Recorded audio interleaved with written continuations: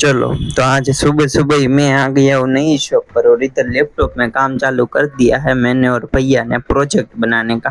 क्योंकि अभी एमबीए का लास्ट सेम है तो अभी एक प्रोजेक्ट रिसर्च प्रोजेक्ट तो बनाना ही पड़ेगा। उसकी भाई वहाँ भी नज़दीकी है और ये देखिए पेंडा लेकर आ गए हैं। मैं और भाई इको लेकर आए हैं। ये इको हमने यहाँ पर खड़ी कर दी है छाँव में, थोड़ी छाँव में, और ये बोर्ड भी बन के रेडी हो गया है हमारे वाला।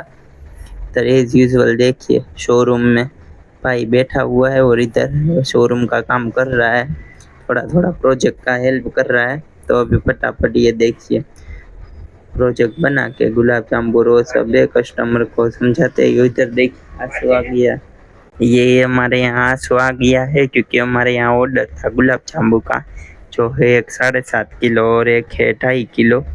तो चलो ये 7.5 किलो अभी जमणवार में यूज़ करना है, उसके बाद में 2.5 किलो देना है।